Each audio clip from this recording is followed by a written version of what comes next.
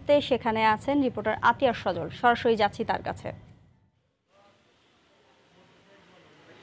শিরিন, আপনি যেমনটি বলছিলেন, আমি এখন রয়েছি সোনাগাজীর সেই ইসলামিয়া ফাজিল মাদ্রাসা, যেখানটিতে গত 27 মার্চ নুসরাত জাহান রাফিকে শ্লীলতাহানির ঘটনা ঘটানোর চেষ্টা করেছিল এই অধ্যক্ষ সিরাজউদ্দৌলা, এবং এই ঘটনায় মামলার পরে সিরাজউদ্দৌলাকে কারাগারে প্রেরণ করা হয় এবং তারই জেরে এই চলতি মাসের 6 তারিখে পরীক্ষা কেন্দ্রে পরীক্ষা দিতে আসা অবস্থা তাকে ডেকে নিয়ে 5 জনে বা কয়েকজনে মিলে পরিকল্পিতভাবে তার গায়ে অগ্নিকাণ্ডের ঘটনা ঘটিয়েছে। সে দগ্ধ অবস্থায় ঢাকা মেডিকেলের 52 ইউনিটে 5 দিন মৃত্যুর সাথে লড়ে 10 তারিখে রাতেই মৃত্যুর কোলে ঢলে পড়ে, এবং সেই ঘটনার পর থেকে এখন পর্যন্ত মৃত্যুর যে খবরের মেনে নিতে পারছে না সোনাগাজীবাসী, ফেনীবাসী।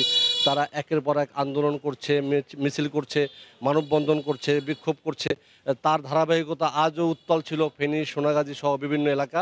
আমরা কিছুক্ষণ আগেই এই সোনাগাজীর 0 পয়েন্টে এখানে মানববন্ধন হয়েছে। বিভিন্ন ফেনী উপজেলা সোনাগাজী উপজেলা প্রেস ক্লাবের ব্যানারে বিভিন্ন মাদ্রাসা, বিভিন্ন সাংস্কৃতিক সংগঠন, বিভিন্ন শিক্ষা প্রতিষ্ঠান এর ছাত্র, শিক্ষক সহ মুক্তিযোদ্ধাদের একটি অংশ সংগঠন, তারাও এসে একাত্মতা প্রকাশ করেছে, বক্তব্য দিয়েছে।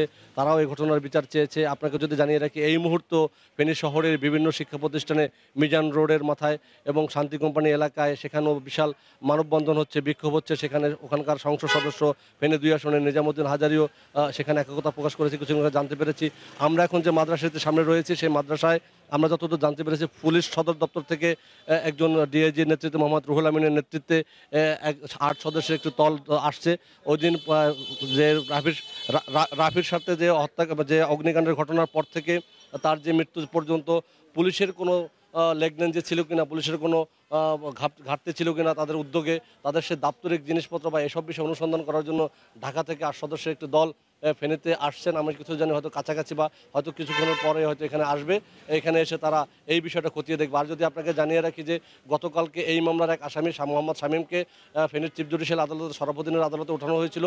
তাকে 7 দিনের রিমান্ড চেয়েছে। আজকে সেই রিমান্ডের দিন শুনানি ধার্য করার রয়েছে। এই ছিল এখানকার সর্বশেষ অবস্থা।